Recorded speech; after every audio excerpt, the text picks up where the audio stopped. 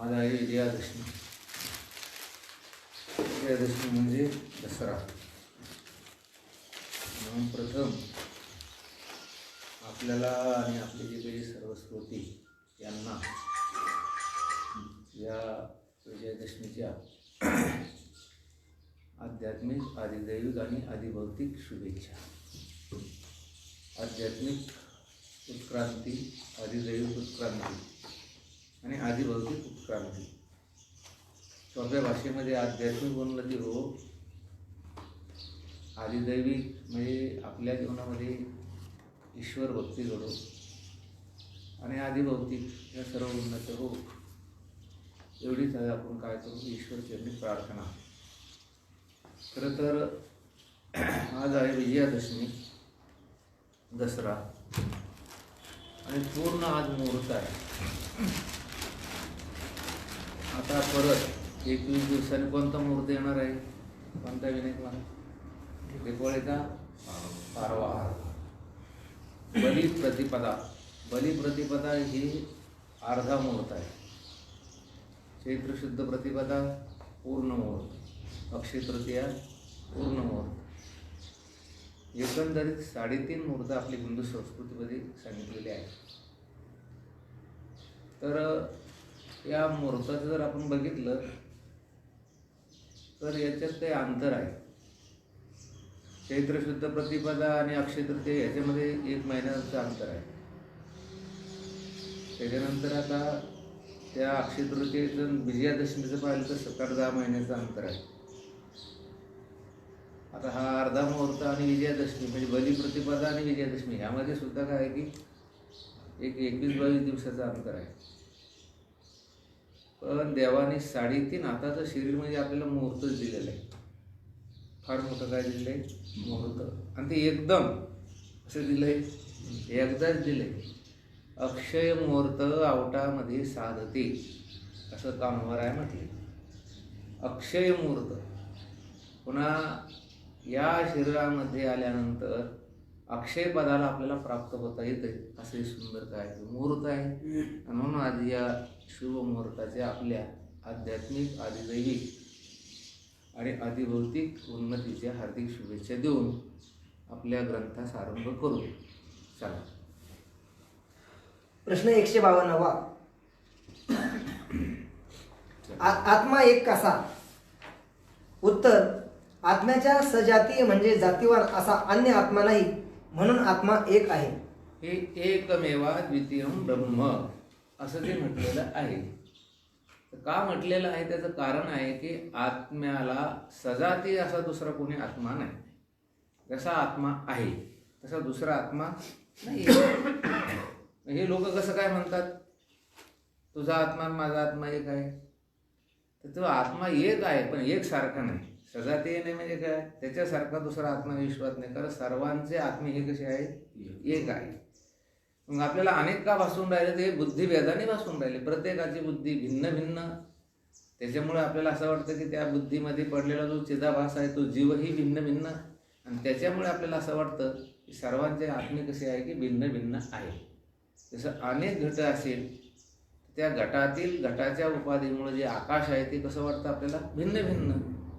पण वास्तविक पाहता ते 1000 घट असेल किंवा 1,00,000 घट असेल, ते आकाश भिन्न भिन्न नाही आहे, घट भिन्न भिन्न आहे. तसं प्रत्येकाची बुद्धी उपाधी भिन्न असल्यामुळे आपल्याला आत्मा कसा वाटतो? असा भासतो तर तो भिन्न भिन्न भासतो.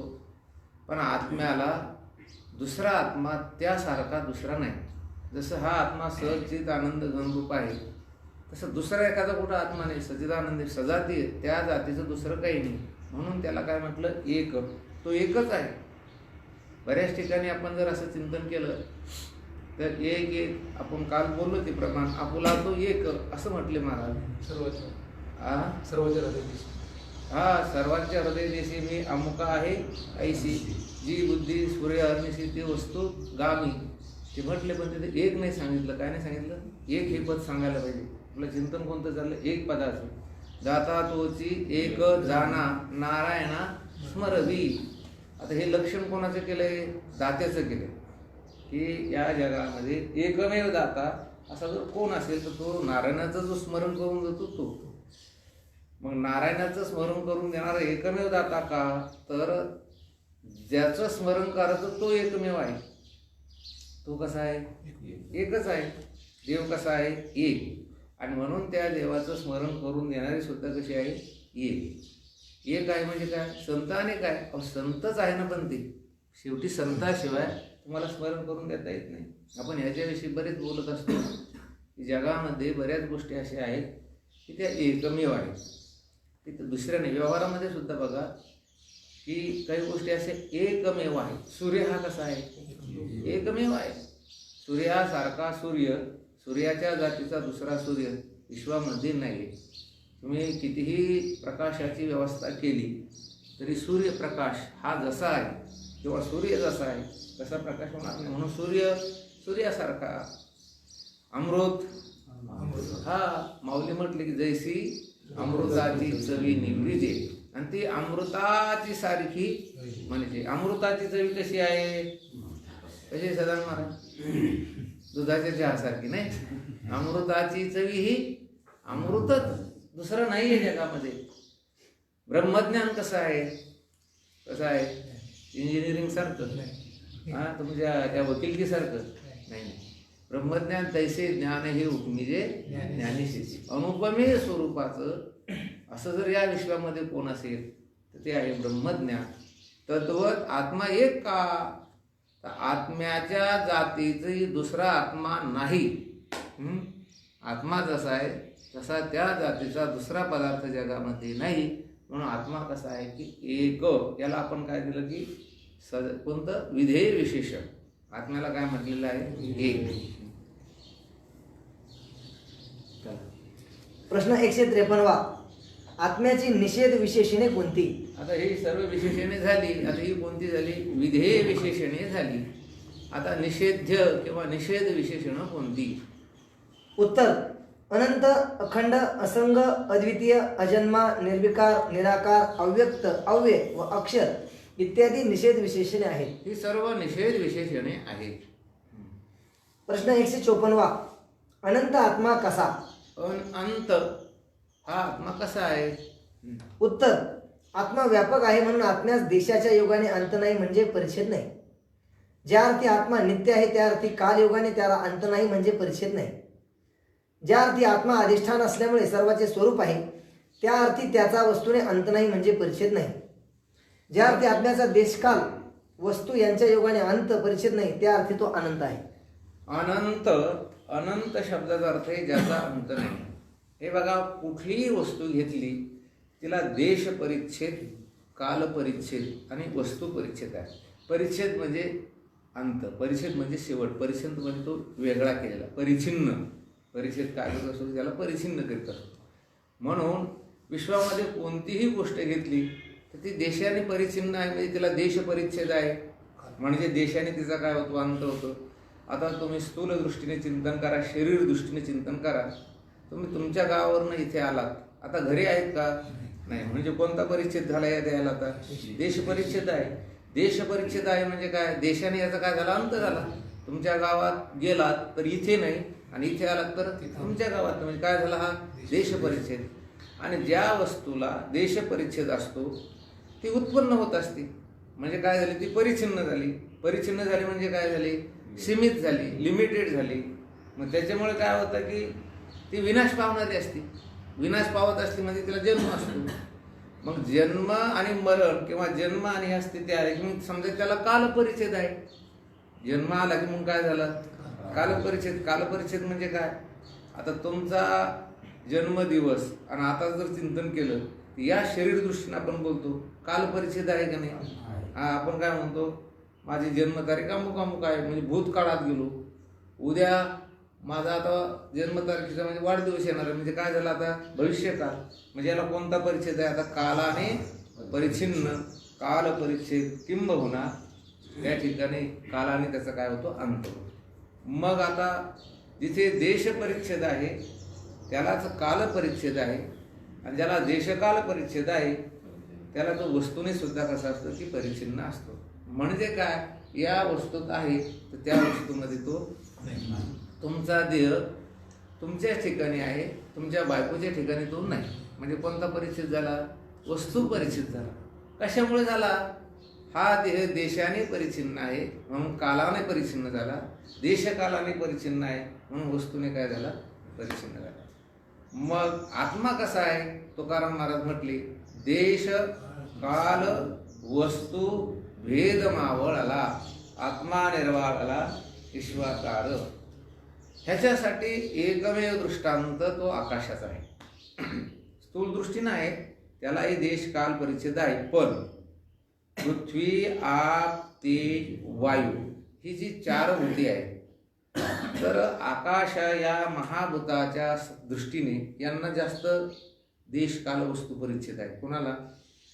हे आकाश वगैरे जे आहे ना, यांना देशाचा कालाचा काय आहे की परिच्छेद आहे. कल्पना करा, पृथ्वी ही जी आहे ते देशाने परिच्छिन्न आहे. कशाने परिच्छिन्न आहे? देशाने परिच्छिन्न आहे. पृथ्वी देश, आकाशात पृथ्वी आहे का? नाही. म्हणजे काय आहे? देशाने परिच्छिन्न आहे. पाण्याचे तसं. बरं, कालाने परिच्छिन्न आहे. ही पृथ्वी कधीतरी नष्ट झालेली असेल, जिथे महाप्रलय होतो त्यावेळेस कशाची पृथ्वी कशाचं काय आलं? म्हणजे कालानं परिच्छिन्न आहे. वस्तूने सुद्धा परिच्छिन्न आहे. एक वस्तू याच्यात आहे, दुसरी वस्तू ते, कारण वस्तू परिच्छिन्न सुद्धा पृथ्वीच्या ठिकाणी आहे, जलाच्या ठिकाणी आहे, अग्नीच्या ठिकाणी. पण आकाश तसं नाही.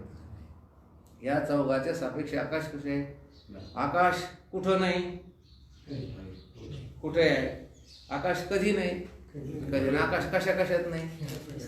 त्या पंचीकरणामध्ये आलेलं आहे. लोखंडाची पहार एका बाजूस जर गरम केली, दुसऱ्या बाजूस गरम होती. का होती बरं? सूक्ष्म रूपाने त्याच्यामध्ये उकळी असते म्हणून. आता भिंतीमध्ये आपण खेळा ठोकला की जातो. कशामुळे जातो? त्याच्यामध्ये काय असतं की सूक्ष्म रूपानं आकाश असतं. आपल्या पोटामध्ये दररोज अन्न पाणी जातं. कशामुळे जातं? आकाशामुळे. म्हणून एकमेव दृष्टांत हा चांगला आहे, दृष्टांत आहे, पण तो सिद्धांत नाही. त्यालाही देश काल परिच्छिन्न आहे. पण आत्मा असा आहे की देशानं परिच्छिन्न नाही, कालाने परिच्छिन्न नाही, वस्तूना परिच्छिन्न नाही. महाराज म्हटले ना, ब्रह्मही तसंच आहे. ब्रह्म सर्वगत सदा सम. सर्वगत म्हणजे काय? वस्तू परिच्छेद नाही. सदा म्हणजे काय? याला ज्या ठिकाणी महाराज काल परिच्छेद नाही. आणि सम या दृष्टीने जर चिंतन केलं तर त्याला कोणता परिच्छेद? देश काल वस्तू परिच्छेद, देश परिच्छेद नाही. सर्वगत म्हणजे देश परिच्छेद, सदा म्हणजे काल परिच्छेद, आणि सम म्हणजे वस्तू परिच्छेद नाही. ब्रह्म याच्यात थोडं त्याच्यात जास्त असं आहे का? नाही. आता हे श्रीमंत माणूस आहे बा, याच्यात थोडं ब्रह्म जास्त आहे असं एक म्हणून महाराज नाही. म्हणून ब्रह्माला देश काल परिच्छेद नाहीये. तद्वत आत्म्याला देश परिच्छेद, काल परिच्छेद, वस्तू परिच्छेद सर्वाचंच अधिष्ठान आहे. आत्मा कोणाचा अधिष्ठान आहे? सर्वाचा अधिष्ठान आहे. जेवढे जेवढे पदार्थ भासतात त्या पदार्थाचा अधिष्ठान असल्यामुळे त्याला वस्तूने त्याचा अंत होत नाही. किती किती गंमत आहे बघा. आज आपण जर चिंतन केलं तर जे पदार्थ आपल्याला ज्या कालामध्ये आपल्याला सुख देतात तेच पदार्थ दुसऱ्या कालामध्ये दुःख देतात. म्हणजे आता काय झालं, यांचा काल परिच्छेद. आत्मा तसा नाही. आत्मा सदा आहे. आत्मा सर्वगत म्हणजे प्रत्येक पदार्थात आहे आणि कधीही आहे, पुन्हा कुठंही आहे आणि कशातही आहे. विंचू आणि सर्प आणि मनुष्य यांचा जो आत्मा आहे अधिष्ठान, ती एक आहे की भिन्न आहे? एक आहे. सर म्हणून त्याला काय म्हणायचं? अनंत. अनंत शब्दाची व्याख्या आहे ज्याचा देशाने, कालाने, वस्तूने अंत होत नाही. त्याचं नाव काय आहे? अनंत. बहु आहे करुणावंत, अनंत हे नाम घ्या. प्रश्न 155. मला का अनंत बबन दादा? अखंड आत्मा कसा आहे?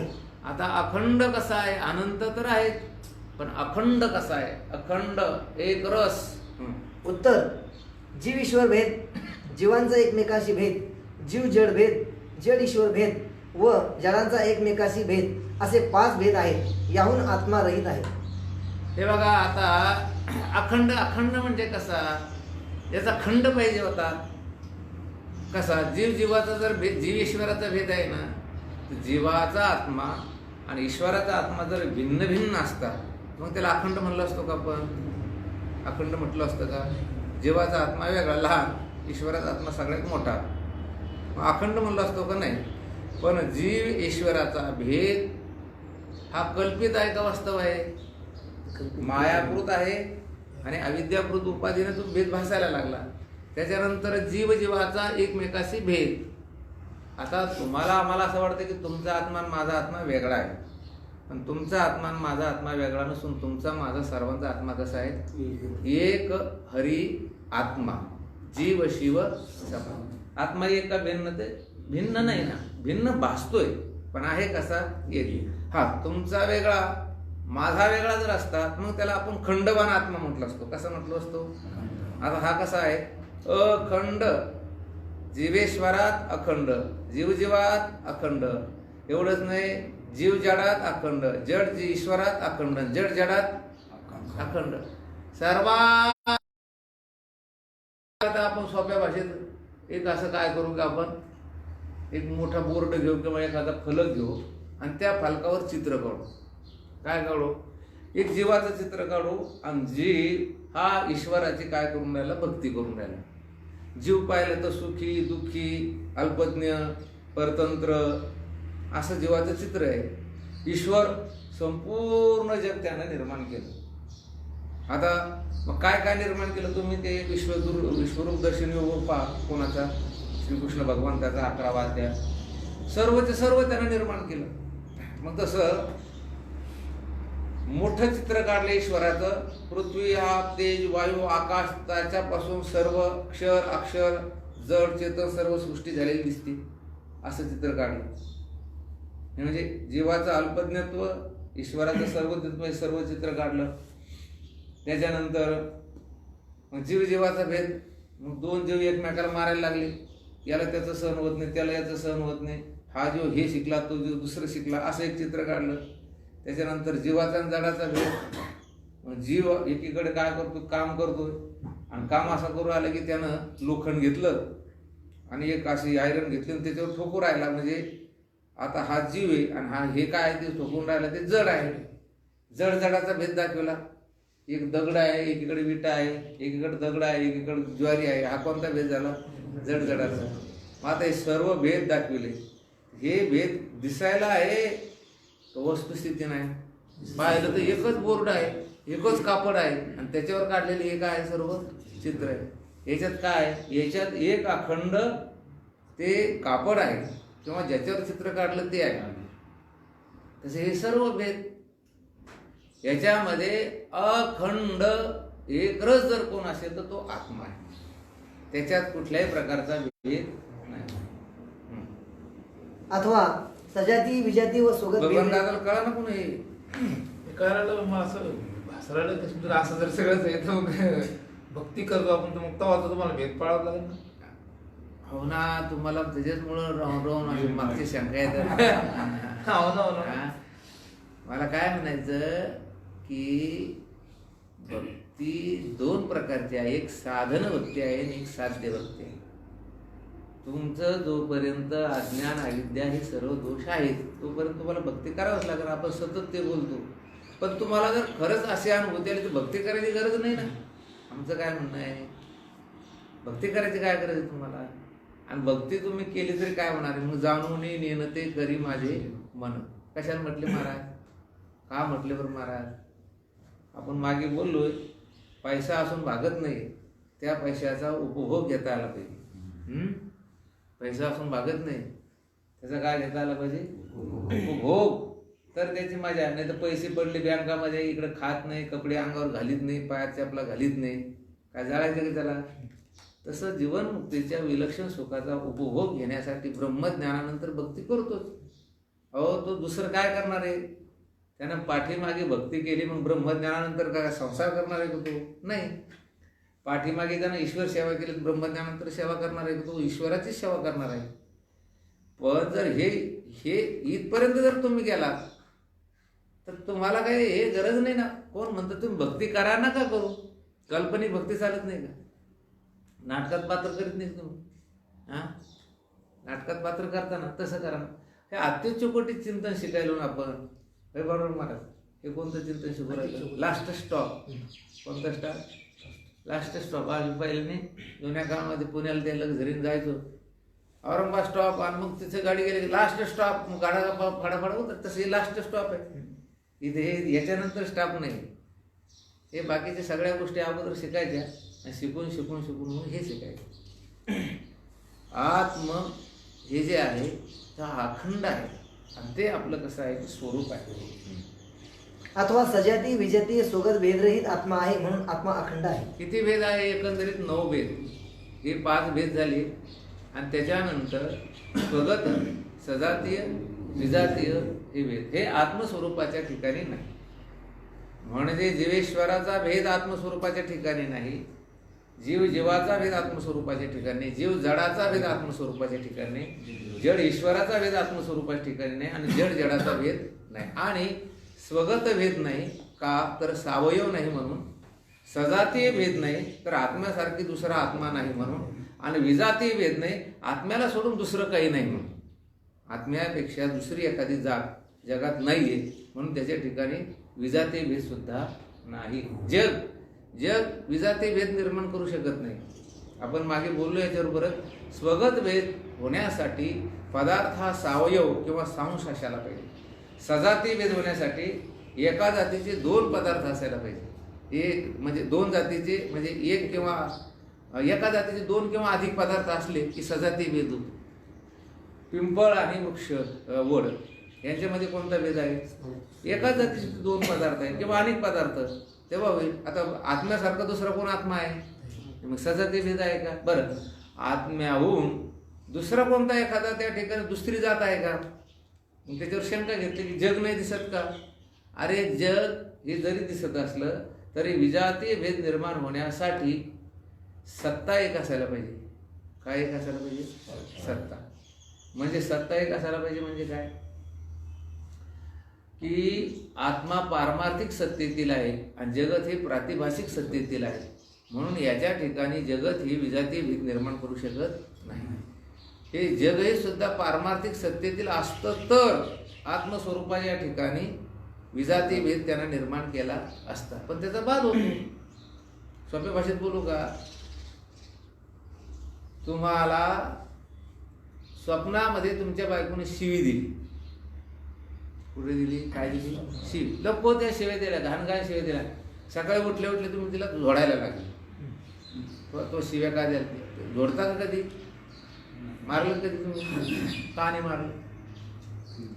ते भेदने निर्माण केला ना, ती प्रातिभाषिक सत्तेतील आणि तुम्ही कोणत्या सत्तेत दिला? हा ही नुसती तुम्हाला म्हटली तुम्हाला डोकं नाही, मग तुमचं डोकं खरं. कोणती सत्ता झाली ती? सत्ता व्यावहारिक सत्ता. एक सत्ता असायला पाहिजे. साधक बाधक व्यवहार व्हावा असं वाटत असेल तर सत्ता कशी असायला पाहिजे? एक. भिन्न सत्ता असेल, समान सत्ता नसेल तर काही चालत नाही. माणूस प्रवास करतो, हौदाला अशी मोठी भिंत होती तिच्यावरती झोपला आणि झोपल्यानंतर त्याचा हात चुकून जरी गेला तर पाण्यात जाईल. असं नुसता हल्ला पाण्यात जाईल. हात सोडून त्याचं मुंडकं एका अंगावर झाला तर तोंडात त्याचे पाणी जाईल, इतकं जवळ होतं तो. आणि त्याला स्वप्न पडले, स्वप्नामध्ये तहान लागली. पाणी किती दूर होतं तिच्या? काहीच नाही, जवळ होतं. मग तहान का भागत नाही त्याची? अहो पाणी झालं व्यावहारिक सत्तेतील आणि तहान झाली त्याला प्रातिभाषिक सत्तेतील. म्हणून हा साधक व्यवहार होतो का? हा कोणता व्यवहार झाला? साधक. म्हणजे पाणी पिल्याने मनुष्य शांत होतो, साधक. बरं, बाधक व्यवहार होत नाही. की पहिल्याने आपल्या यात्रेमध्ये संपूर्ण रामायण सिनेमा पहिल्यांदाच आला. बाबा लोक का बघायला का? ब्लॅक अँड व्हाईट सिनेमातून संपूर्ण रामायण. काही काही माणसाला म्हणून ते बरेच लोक त्या काळात बुद्धी तशीच होती म्हणे, जवळ जाऊन जर चांगलं दिसते म्हणे चित्र. ते जवळ जाऊन बसलं आणि त्याच्यामध्ये त्या हनुमंतरायानं ती लंका जाळली, ती शेपूट पेटवली त्या रावणाने. आणि जो बॉ उठला, बापा रे जळतो, पळा रे आपण जळू. आता काय बाधक व्यवहार होईल का? काय होणार नाही. हो साधारण बाधक व्यवहार. आता बाधक म्हणजे जाळणं चाललं. काय चाललं ते? काय होत नाही. अहो पडदा जो आहे तो व्यावहारिक सत्तेतील आहे, आणि जे काही तिथं ते जाळायला लागली ती लंका ती प्रातिभासिक सत्तेतील आहे. तद्वत आत्मा, हे बघा अमृतानुभवामध्ये ज्ञानेश्वर माऊलीने ऐसे निरुपाधिके जगाची जे जनके मिळावंदिली मुळके देवो देवी असं म्हटले ज्ञानोबा. ऐसे निरुपाधिके, हे देव आणि देवी दोघंही निरुपाधिक आहे. कसे आहेत? निरुपाधिक आहेत. आणि जगाची जे जनके, जे उपाधी नाही, आणि जगाचे जनक कशी होतील बरं? मिळावंदिली मुळके देवो देवी, संपूर्ण विश्वाचे हे देव आणि देवी जनक आहे, निर्माते आहे, निर्माण करते आहे. पण ज्ञानोबा म्हटले निरुपाधिक आहे का? देवी झाली प्रातिभासिक सत्तेतील आणि देव झाला पारमार्थिक सत्तेतील. मग आता कसं काय होणार आहे? होणार आहे, कारण ती माया आहे. देवी आहे म्हणजे कोण आहे? ती अघटित घटना पटीयसी माया. गुरुजींनी फार सुंदर लिहिलं, देवी विशिष्ट चैतन्य हे जगाचं निमित्त कारण आहे, आणि जे म्हणजे निमित्त कारण आहे, आणि देव विशिष्ट देवी हे जगाचं उपादान कारण आहे. ते सुंदर चिंतन ते आपलं बघायला विषय जाईल. आपला विषय तुर्तास हा सुरू आहे. काय सुरू आहे? जीव हे जे 5 भेद आहे आणि स्वगत सजाती हे 3 भेद आहे. एकंदरीत 5 आणि 3 8 भेद जरी तुम्हाला दिसत असले, भासत असले, तरी आत्मा कसा आहे? अखंड आहे, त्याच्यात खंड नाही. प्रश्न 156वा, असंग आत्मा कसा आहे? आता असंग आत्मा आहे. आता त्याला अनुसरूनच खालचं चिंतन आहे. उत्तर, संघ म्हणजे संबंध. संबंध 3 प्रकारचे आहेत: सजातीय संबंध, विजातीय संबंध व स्वगत संबंध. आपल्या जातीशी जो संबंध, जसा ब्राह्मणाचा अन्य ब्राह्मणाशी संबंध, तो सजातीय संबंध होईल. आता आत्मा हा असंग कसा आहे? तर संग शब्दाचा अर्थ आहे संबंध. आणि मग संबंध म्हटल्यानंतर स्वगत संबंध नाही, सजातीय नाही, आणि विजातीय संबंध तिथे नाही. त्यांनी फार सुंदर उदाहरण दिलं, दृष्टांत दिलाय. ब्राह्मण, तर ब्राह्मणाशीच त्याचा संबंध आहे. कोणता संबंध आहे तो? सजातीय. या ब्राह्मणाची मुलगी दुसऱ्या ब्राह्मणाच्या मुलास दिली. आता त्याने एक ब्राह्मण फक्त काय की एक्झाम्पल घेतलं, उदाहरण घेतलंय, पण सर्वच आहे. कुठल्याही जातीमध्ये त्या जातीशी जो संबंध येतोय, हा कोणता संबंध येतोय? सजातीय संबंध. ब्राह्मणाच्या जातीशी जो संबंध, हा कोणता झाला? सजातीय. अन्य जातीशी संबंध, जसे ब्राह्मणाचा शूद्राशी संबंध, तो विजातीय संबंध होईल. हा कोणता संबंध झाला? विजातीय. ब्राह्मण यातीचा शूद्र यातीशी जो संबंध आहे, हा कुठला झाला आता? विजातीय. आपापल्या अवयवाशी म्हणजे अंगाशी जो संबंध, तो स्वगत संबंध होय. जसे ब्राह्मणाचा आपल्या हस्त, पाद, मस्तकादी अंगाशी संबंध. आता हे ब्राह्मणाचा हाताशी, पायाशी, मस्तकाशी जो संबंध आहे, किंवा इंद्रियाचा जो परस्पर संबंध आहे, हा कोणता आहे? स्वगत संबंध आहे. आपण याच्याविषयी वृक्षाचं बोललो आपण, की वृक्षामध्ये पानं, फुलं, फळं यांच्यात काय भेद आहे? कोणता भेद आहे? कोणता संबंध आहे? स्वगत संबंध आहे. पानाचा आणि फुलाचा स्वगत संबंध नाही का? हे आहेच ना, त्यांचा संबंध आहे. ते मोहर येतो, त्याच्यानंतर फळ येते, त्याला पानंही येतात. हा कोणता संबंध झाला? स्वगत संबंध. त्या झाडाच्या दुसऱ्या जातीशी संबंध, हा कोणता आहे? सजातीय संबंध. त्या झाडाचा दुसऱ्यामध्ये एकदम विजातीय संबंध. असे 3 प्रकारचे संबंध आहेत. पहिले भेद सांगितले आणि खाली काय सांगितलं? संबंध. आत्मा चैतन्य एक आहे, त्याला जाती नाही, व जीव, ईश्वर, ब्रह्मा, विष्णू, शिव, मी, तू इत्यादी भेद उपाधीच्या योगाने झालेले आहेत. हे बघा, आत्मा चैतन्य एक आहे, त्याला जाती नाही. त्याला काही नाही, जाती नाही. ते कीर अनाम अजाती. काय म्हटले ज्ञानेश्वर महाराज? ते अनाम आहे, अजात आहे, परी अविद्या वर्गाची राती माझी ओळखाव्या श्रुती कोणती. यास्तव ते मिथ्या आहे. यास्तव आत्म्याचा कोणाशी सजातीय संबंध नाही. जाती नाही म्हणून जीव, ईश्वर, ब्रह्मा, विष्णू, शिव, मी, तू इत्यादी भेद उपाधीच्या योगाने झालेले आहे. याच्यासाठी विचारसागरात चिंतन करा. रात्री आम्ही प्रवचनात सांगितलं ते नाही गो छगन महाराज, हे देवी गणेश हे सगळे जे दिसतात हे कसे आहे? उपाधिकृत भेद आहे. हे कार्यब्रह्म आहे. कोणते ब्रह्म आहे? कार्यब्रह्म आहे. कारण ब्रह्म नाही. कारण ब्रह्म एक आहे आणि अधिष्ठान ब्रह्म तर पुन्हा एक आहे. कारण ब्रह्म तरी जड आहे. कोण आहे? ती माया आहे. निर्गुण ब्रह्म आहे, तिथे काय नाही की कुठल्याही प्रकारचा जडाचा लवलेश सुद्धा नाही. यास्तव ते मिथ्य आहे. यास्तव आत्म्याचा कोणाशी संबंध सजातीय संबंध नाही. आत्मा अद्वैत व सत आहे. याहून भिन्न माया अज्ञान व मायेचे कार्य जे स्थूल सूक्ष्म प्रपंच प्रतीत होतो ते असत आहे. हे बघा, आत्म्याहून भिन्न अज्ञान आपल्याला प्रतीतीला येते. माया कार्य आपल्याला प्रतीतीला येते का नाही? आत्मा तर आहेच, परंतु सुषुप्तीमध्ये अज्ञान प्रतीतीला आलं का नाही? त्याच्या मला काही कळत नव्हतं म्हणजे काय झालं? अज्ञान प्रतीला. अज्ञान कार्य जागृती स्वप्न ही प्रतीतीस आली का नाही? आली. हे जगत प्रतीतीस आलं का नाही? तर आलं. पण ते असत आहे. कसं आहे? आणि असत काही वस्तू असते का? जसं असत ही वस्तू आहे का? वंद्यपुत्र कसा आहे? असत आहे. वस्तू आहे का? नाही. काहीच नाही. काहीच नाही म्हणजे काय? काहीच नाही का वस्तू आहे का? तर नाही. म्हणजे तिथे विजातीय संबंध निर्माण होऊ शकत नाही. असत काही वस्तू नाही म्हणून आत्म्याचा कोणाशीही विजातीय संबंध नाही. म्हणून आत्मस्वरूपाचा कोणाशी विजातीय संबंध नाही. तसेच आत्मा निरवयव आहे. सच्चिदानंद आत्म्याचे अवयव नाहीत, पण ते एकरूप असल्यामुळे आत्म्याचे स्वरूप आहे. म्हणून आत्म्याचा कोणाशी स्वगत संबंध नाही. याप्रमाणे आत्मा सर्व संबंध रहित आहे म्हणून असंग आहे. हे बघा, सचित आनंद हे आत्म्याचे अवयव नाही बरं का? काही नाही. अवयव नाही, गुणही नाही. वास्तविक पाहता सत पदाची जी प्रवृत्ती ती वेगळ्या कारणामुळे, चित पदाची प्रवृत्ती ती वेगळ्या कारणामुळे, आनंद पदाची प्रवृत्ती जी झाली ती ह्या तीनही पदाचं प्रवृत्ती निमित्तही भिन्न भिन्न आहे. पण या तिन्हीचा जो अर्थ आहे तो म्हणजे कोण आहे? ब्रह्म. सत म्हणजे ब्रह्म, चित म्हणजे ब्रह्म. म्हणजे ते जर अवयव असते तर मग स्वगत भेद झाला असता आत्म्यामध्ये.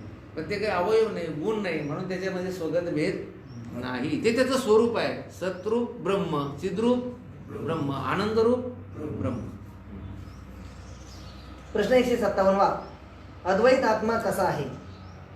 उत्तर: द्वैत स्वप्नाप्रमाणे कल्पित असल्या कारणाने वास्तविक नाही म्हणून आत्मा द्वैतरहित असल्यामुळे तो अद्वैत आहे. आत्मा हा कसा आहे? अद्वैत. तिथे द्वैत नाही. आणि द्वैत आहे तर कसा आहे? होते स्वप्नाप्रमाणे. कसं आहे ते?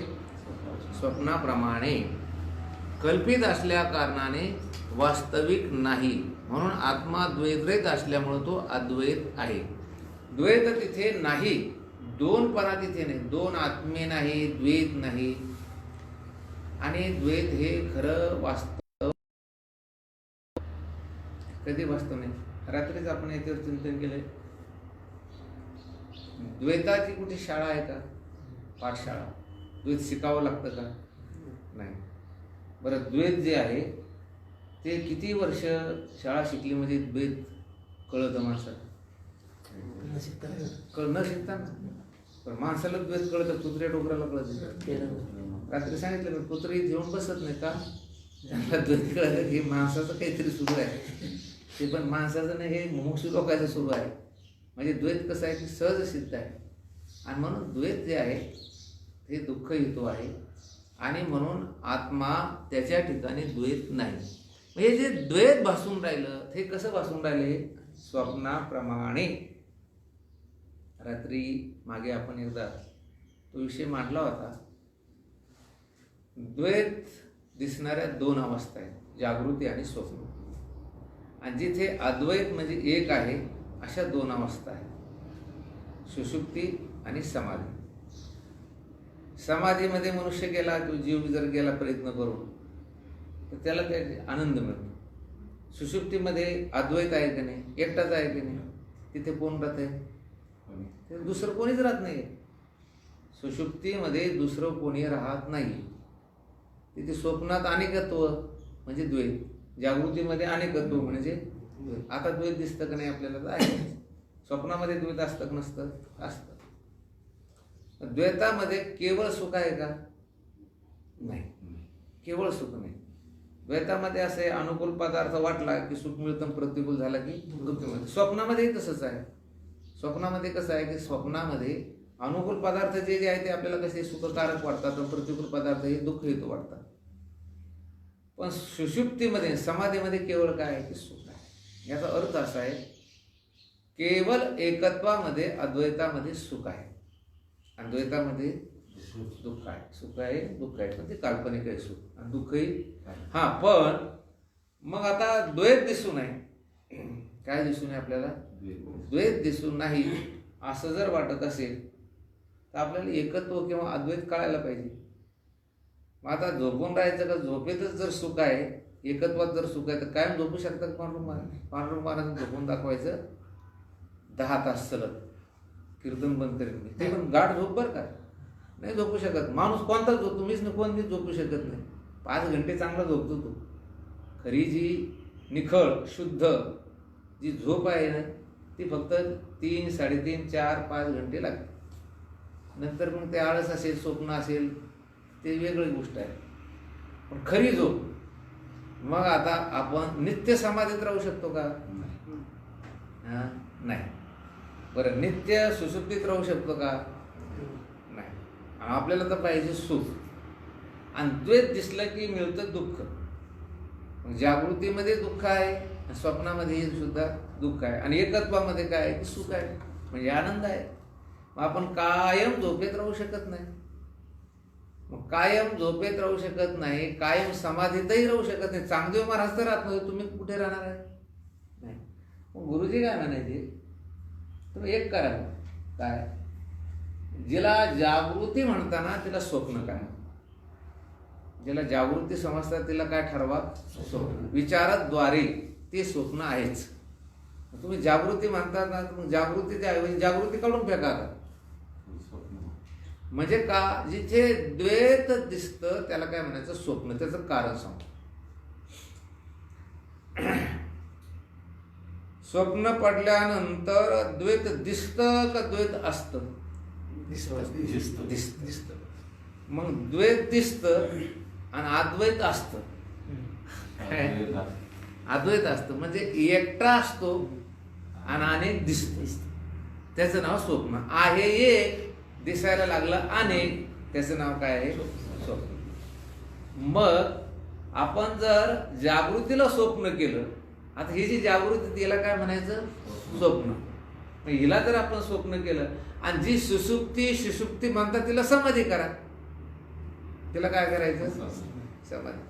सुषुप्ती जी आहे ना, तर सुषुप्तीला समाधी करायची, म्हणजे समाधी लावायची नाही. मग समाधी हरीची समसुखे, म्हणजे एकत्व म्हणजे सुषुप्ती, आणि एकत्व म्हणजे समाधी. एकत्व म्हणजे सुषुप्ती, एकत्व म्हणजे समाधी. अनेकत्व म्हणजे स्वप्न, आणि अनेकत्व म्हणजे जागृती. आता 4च्या ऐवजी 2च अवस्था करा. एक स्वप्न, आणि दुसरी त्या ठिकाणी काय करा? सुषुप्ती म्हणजे समाधी, म्हणजेच एक अवस्था करून टाकाय. मग आता हे असं कसं काय तुमचं जमणार आहे?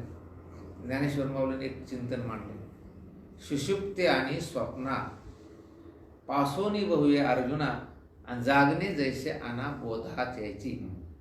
म्हणजे मग सुषुप्ती नाही, स्वप्नही नाही, तर मी ब्रह्मरूप आहे या बोधाची नित्य जागृती.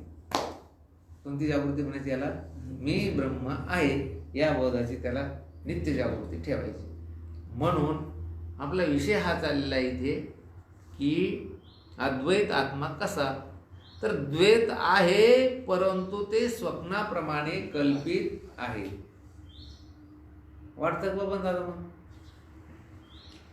स्वप्नामध्ये कल्पित द्वैत आहे हे तुम्हाला कळतंय का? वाटतंय का? निश्चय होतो का? स्वप्नात नाही होत. कधी निश्चय होत होतो? जागा झाला. मग संत आणि आम्ही आणि हा ग्रंथ किंवा हे सगळे लोक हे तुम्हाला स्वप्न सांगून राहिले. मग स्वप्न का वाटणार? स्वप्नात आहे म्हणून. कशात आहे म्हणून? स्वप्नात आहे म्हणून. मग स्वप्न, मग स्वप्नाशी कारण निद्रा. स्वप्नाला कारण कोण आहे? निद्रा. स्वप्न दिसायला निद्रा मानवीच लागेल तुम्हाला. निद्रेशिवाय तुम्हाला, झोपेशिवाय स्वप्न कसं का पडेल? अज्ञानाची अनिद्रा किंवा अविद्येची अनिद्रा. आलं की नाही? अविद्येची, अज्ञानाची निद्रा म्हणजे झोप, आणि अनेकत्व दिसायला लागले, हे काय आहे? स्वप्न. पण हे कधी होईल तुम्हाला? जेव्हा अज्ञान निद्रेतून तो जागृतीमध्ये येईल, त्यावेळेस स्वप्नही जाईल आणि झोपही जाईल. त्यावेळेस केवळ जागृती, चिदानंद रूप शिवोहम, याला म्हणायची जागृती. ओहम जागृती. 58 याच्यावर फार मोठं चिंतन आहे. हे जे चिंतन आहे ना, एवढं चिंतन आहे का तसं तुम्हाला जगजोगी अभंग किमान 3-4 दिवस आहे का सलग? हा, मग तुम्हाला कळेल. नाही आता जागृती समजा ते स्वप्न झालं, समजा रात्री स्वप्न पडलं आपल्याला, त्याच्यामध्ये आपलं वाटलं समजा हे समजा असत्य तेच वाटलं. आता आपण जर याला म्हणलं समजा स्वप्न दिसलं, मग याच्यात आपण ज्या चांगल्या गोष्टी घ्यायला, याचं काय हे कसं का? स्वप्नच स्वप्नाची माऊली. आणि स्वप्न आहे ना, आपण ठरलं स्वप्न आहे आता, पण आपल्याला तर हे जे काही कळून घ्यायचं, मग हे कसं? अरे बाबा, जसा यक्ष तसा बली, जसा यक्ष तसा बली, अहो जसा देव तसा बळी. आमचं म्हणणं काय आहे? हे तुम्हाला बंधन आहे. मग हे संसाराचं बंधन स्वप्नाप्रमाणे मिथ्या आहे का सत्य आहे? म्हणून मला संसाराचं बंधन, अज्ञान, अविद्या हे सत्य आहे का मिथ्या आहे? आणि हे स्वप्नात चिंतन आहे करेल, हे कसं आहे? हे कसं काय सत्य होईल? हे मिथ्या आहे ना. पण तुम्ही त्याला सत्य समजून राहिले, मग तुम्ही त्याला तसंच लागेल ना औषध. मिथ्याला कोणतं औषध लागेल? याच्यासाठी स्वतंत्र विषय आहे. वेद, शास्त्र, गुरु हे सर्व मिथ्या आहे. आहे का नाही विचारसागरामध्ये? हे स्वतंत्र विषय आहे. अहो, एका राजास स्वप्न पडलं, आणि स्वप्न पडल्यानंतर त्याला काय झालं की स्वप्नामध्ये भिकारी झाला. राजसेवक उभे, तिथं मच्छर प्रवेश करणार नाही एवढी मोठी शस्त्रधारी शिपाई, करोडो रुपये ज्या तिजोरीत नगदी आहेत अशी तिजोरी उशाला, आणि स्वप्नात कोण झाला? तो भिकारी. कायद्यानुसार भीक मागणे गुन्हा आहे म्हणून जंगलात झाडीजवळ तोडायला गेला, आणि तिथं त्या जंगलात त्याला काय झालं की कोलं चावलं. MD डॉक्टर बाजूला बसलेला होता. राजा झोपलेला आणि डॉक्टर बसलेला. डॉक्टरची हवा कमी जास्त होती का काय तपासायला. आणि मग हा भिकारी झाला तर ते जंगलात गेला, कोलं चावलं, मग गेला डॉक्टरकडे. स्वप्नातच गेला, साध्या कंपाऊंडिंगच्या डॉक्टरकडे, कंपाऊंडिंग करणारा डॉक्टर. आणि कसं करा, पण मला TTची इंजेक्शन द्या म्हणे, काही गोळ्या औषध द्या, मलमपट्टी करा. त्यानं सांगितलं नाही, पैसे घ्या अगोदर 100 रुपये, नंतर गेला पाहून महाराज, भगवान महाराज, नाईक महाराज यांच्याकडे गेला. कोणी पैसे घुसणे देत नाही. आणि मग म्हणला सब पैसे की बाई. कोण म्हणला? राजा. कुठे म्हणतोय? स्वप्नामध्ये. आणि मग काय करावं, मी आता मरतोय. आणि मग तेवढ्यात त्याला एक स्वप्नातच साधू भेटला, आणि त्या साधूने आयुर्वेदिक सर्व ती वनस्पती आणली. 1-2 तास त्याने त्या खलबत्त्यात कुटून त्याचा चांगल्या प्रकारे लेप तयार केला, आणि त्याच्या त्या पायाला जिथं कुत्रं चालू होते तिथं लावला, काही औषध प्यायला दिले, आणि त्याच्यानंतर त्याच्या त्या कुत्र्याच्या विषाची जी बाधा होती ती निवृत्त झाली की नाही? मग जागृतीतल्या डॉक्टरने त्या स्वप्नात ते कुत्र्याला का नाही दिलं औषध? कारण ते स्वप्नातच साधू लागत होता. डॉक्टर भेटला असता तर कोणता त्याला उपाय केला असता त्यानं? स्वप्नात. हे लय थेटची गोष्ट आहे. हे थेट लिहिलेले, काय लिहिलेले? थेट. या मोबाईल मध्ये काय लिहिलेले? आमचं म्हणणं आहे ना, मंगळदायकी करीती कुमारी, कोण त्याची खरी सोयरी ग. अरे नाटक सगळे, पण तुम्ही आता या नाटकाला अंगावर घेतलंय. गुरुजी म्हणायचे तुम्ही बोकंडी घेतला, आम्ही तरी काय करणार? गुरुजी शब्द सांगून देतो, काय करा. तुम्ही अंगावर घेतलं याला, नाही तर काय सगळं स्वप्न आहे. एवढी अत्युच्च स्थिती जर तुमची झाली, तुम्हाला काय चिंतन करायचे? तुमच्या दर्शनानं लोक मुक्त होते. हे सर्व स्वप्न आहे, मी ब्रह्मरूप आहे. पण हे कधी जागृतीमध्ये गेल्यानंतर, ती जागृती कोणती? जगदेव जागता जगदेव. कधी जागता, महाराज म्हटले जागता जगदेव. तुम्ही जागे झाल्यानंतर हे जग नसून काय देव. आणि जागे होऊन तुम्हाला असं जर वाटत असेल की म्हणजे जागे झाल्यासारखं वाटत असेल आणि जगदेव जर वाटत नसेल तर राखा काही भाव. म्हणजे तुम्ही जग देव आहे असा भाव तरी ठेवा. जे जे भेटे भूत आणि ते भगवंतच आहे, पण तुम्हाला जर दिसत नसेल तर माने जे भगवंत. किती चिंतन करावं. हा भक्ती योग निश्चित जा ना माझा. हे असा विषय आहे, अशी गंमत आहे. हे द्वैत नाहीये. हे द्वैत तुम्हाला असं वाटतं की द्वैत नाही, कारण त्याचं चिंतन असं आहे की अगोदर तुम्ही झोपलेले आहात हे सिद्ध झालं पाहिजे. कारण झोपल्यानंतर पहिली गोष्ट घडते स्वस्वरूपाचं पूर्णतया स्मरण. त्याचं नाव झोप. झोप शब्दार्थ काय आहे?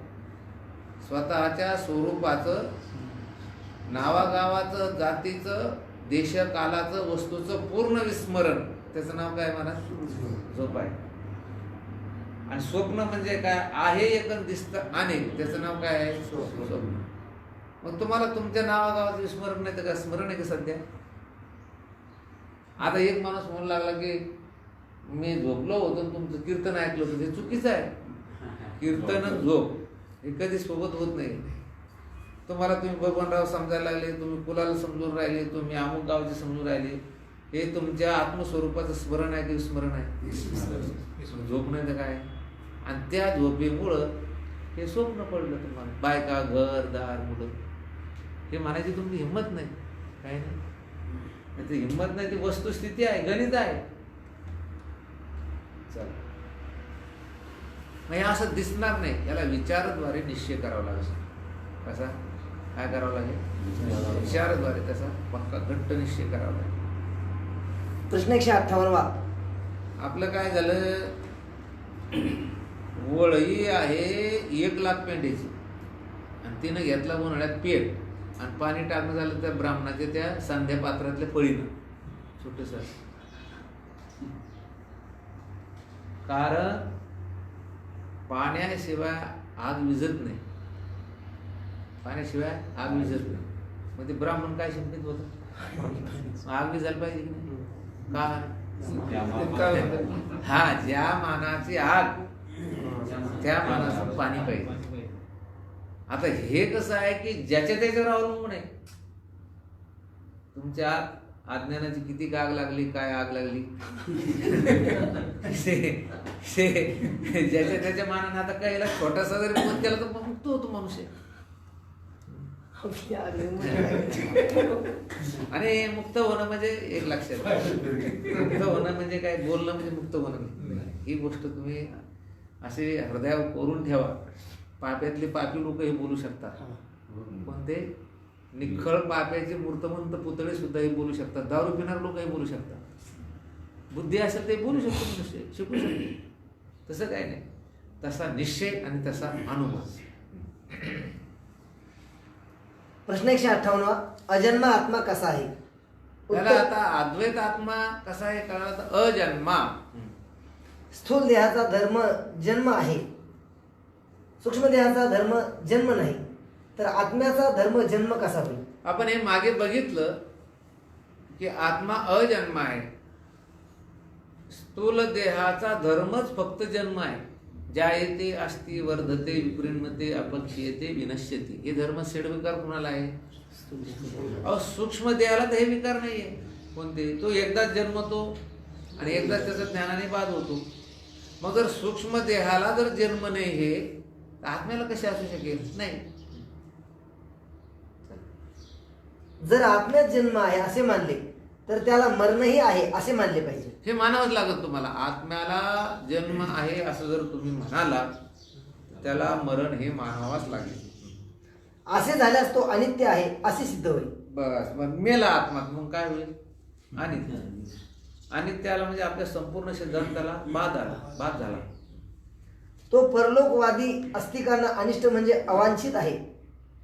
हे बघा, परलोकवादी जे आहे म्हणून ती संसारी जन्मीचे आणि यज्ञाधिक कर्मिकीचे स्वर्गात जाऊन इथे केलेलं कर्माचं यज्ञाचं जे पुण्य लागतं त्याचं सुख भोगावं अशी जी मंडळी आहे त्यांना सुद्धा ते अनिष्ट आहे.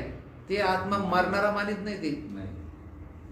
ते हे जे कर्मवादी आहे ना हे आत्मा मारणार म्हणून तिथं कोणा भोगा, मग तिथं कोणी भोगा. अहो सर्वसामान्य लोक सुद्धा आत्मा मरतो असं मानित नाही. फक्त अज्ञानानं ते कळत नाही त्यांना. काय आता लोक काय म्हणतात आता सध्या, ए बाबा चांगलं वागा तेवढंच आपल्याला पुढं कामी. मग आता पुढंच कामी येईल म्हटल्यानंतर आपण मरतो हे कसं काय सिद्ध होईल बरं? ते आज म्हणतात का नाही लोक, तुम्ही किती टक्के लोक म्हणतात सांगा बरं तुम्ही? जवळजवळ 70-80% लोक असं म्हणतात, ए यार वाईट वागू नको बेटा, तू वाईट वागू नको, तुला पुढं भोगावं लागेल, नाही फेडावं लागेल, नाही तर याच जन्मात भोगावं लागेल असं म्हणतात का नाही? मग याचा अर्थ आत्मा मरत नाही असं जवळजवळ बऱ्याच लोकांचा काय की समज आहे, पण तिथे विचार नाही. कारण जन्ममरणयुक्त वस्तूच्या ठाई आधी अंताचा अभाव आहे. म्हणून पूर्वजन्मी आत्मा नव्हता व याचे कर्मही नव्हते, तर या जन्मी आत्म्यास कर्मविना भोग होतो व मरणानंतर आत्मा असणार नाही. म्हणून या जन्मी कृत कर्माचा भोगाविना नाश होईल, तर वेदोक्त कर्माची व्यर्थता सिद्ध होईल.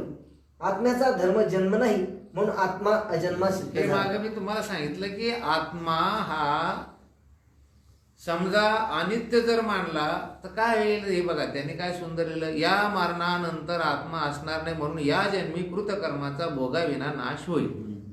आता समजा आत्मा इथेच मेला, इथंच जाळा, इथंच सगळं केलं, मग आपण जे काही कर्म केलं त्याचा भोगाविना नाश झाला की नाही पुन्हा, तर वेदोक्त कर्माची व्यर्थता सिद्ध होईल. मग हे वेदाने वेदविहित कर्माचरण करावा हे जे सांगितलं हे व्यर्थ होणार का नाही? अहो याचा अर्थ याला कुठे ना कुठे ते भोगावा लागतंय म्हणून त्यांनी ते वेदाने वेदोक्त कर्माची त्या ठिकाणी सिद्धता सिद्ध केलेली आहे. आत्म्याचा धर्म जन्म नाही म्हणून आत्मा अजन्मा सिद्ध झाला. अजन्मा म्हटल्याने अजर अमर या अर्थाने बोधन होतो. बस बस बस, अजन्मा म्हणजे अजर म्हणजे त्याला जरा वगैरे काही येत नाहीये. पुन्हा कसा होतो तो सिद्ध, अमर सिद्ध होतो. प्रश्न 159वा, निर्विकार आत्मा कसा आहे? उत्तर, घटाचा जन्म, अस्तित्व म्हणजे प्रगटता, वृद्धी, विपरिणाम, अपक्षे, विनाश हे 6 धर्म आहेत. हे आपण घटाच्या ठिकाणी कुठले विकार असते ते बघितले. घटाचा जन्म ज्या येते, अस्ति म्हणजे प्रगटता, वृद्धी म्हणजे त्याची वाढ, विपरिणाम म्हणजे त्याचा वेगळा परिणाम, अपक्षय म्हणजे झीज आणि विनाश म्हणजे 6 हे नाश. हे 6 धर्म त्या घटाच्या ठिकाणी आहे. परंतु घटाच्या ठाई स्थित व घटाहून भिन्न जे आकाश त्याचे ते धर्म नाही. घट जन्माला आला असं म्हणता येईल, पण घटाकाश जन्माला आलं, घटाकाशात आहे, घटाकाशात मोठं झालंय, घटाकाशाचा परिणामित झालंय, घटाकाशाचा क्षय होऊन राहिला आणि घटाकाशाचा नाश झाला असं म्हणता येईल का? नाही. देह जन्मतो तो जन्म, देह जन्माला आहे हे अस्तित्व, पूर्वी नव्हते आता आहे. देह बालक झाला ही वृद्धी, देह तरुण झाला हा विपरिणाम, देह वृद्ध झाला हा अपक्षय, देह मरण पावला हा विनाश. हे षडविकार देहाचे धर्म आहेत. हे षड विकार कोणाचे धर्म आहे? हे देहाचे धर्म आहेत. जन्म जायते, अस्ति, वर्धते, विपरिणते, अपक्षेते आणि विनश्यते. आत्म्याचे नाही. देहाला जाणणारा व देहाहून निराळा जो आत्मा आहे त्याचे हे धर्म नाही. त्याप्रमाणे षडविकार रहित आत्मा निर्विकार आहे. अरे आपण सर्वाला जाणले ना, कारण देह जन्माला याच्या अगोदर आत्मा नव्हता का? होता. जाऊ द्या, देह जन्माला आला, आत्मा नाही का? आहे. देह आता त्याच्यात वृद्धी झाली म्हणजे वाढ झाली. आत्मा वाढलाय का? नाही, आत्मा वाढत नाही. ही देवाची किती कला आहे ईश्वराची बघा ना, की हे शरीर सुद्धा काही अवयव वाढत नाही. ते काय होत नाही, काही अवयव वाढत नाही त्याचे. ते विशिष्ट म्हणजे किती देवाची ती रचना आहे. आता हे बोट वाढत जाते की नाही, पांडुरंग महाराज बोट अशी मान वाढत चाललं ते वाढत असेल, परंतु किती त्या देवाची सुंदर रचना आहे. त्याचा आत्मा काय वाढवतो का? नाही, आत्मा कधी वाढत नाही. बरं आत्म्यात बदल होतो का? नाही. बरं आत्म्यात झीज नाही होत, हे ध्यानात ठेवा. आता पुढे आलेले अव्यय आत्मा कसा आहे, ते झीज होत नाहीये आणि क्षय तर होतच नाही, म्हणजे त्याचा विनाश होऊच शकत नाही. क्षय होत नाही, विनाश होत नाही. प्रश्न 160वा, निराकार आत्मा कसा आहे? उत्तर, स्थूल, सूक्ष्म, लांब, उंच, आखूड, ठेंगणा हे 4 प्रकारचे जगतात आकार आहेत. हे आपण बघितले. नाम रूप संबंधू जाती क्रिया भेदू हा आकाराशीच प्रभादू वस्तुशी नाही. आत्मा इंद्रिय मन यांचा अविषय आहे म्हणून सूक्ष्म आहे. आत्मा व्यापक आहे म्हणून सूक्ष्म नव्हे, म्हणजे अणुरेणू नाही. आत्मा सर्व ठिकाणी ओतप्रोत भरला आहे म्हणजे तो लांब, आखूड, उंच, ठेंगणा नाही. सबब आत्मा निराकार आहे. याचं चिंतन आता उद्या करू. आज अभिषेक करायला जायचं. कुंडली वरदा विठ्ठल श्री ज्ञानदेव तुकाराम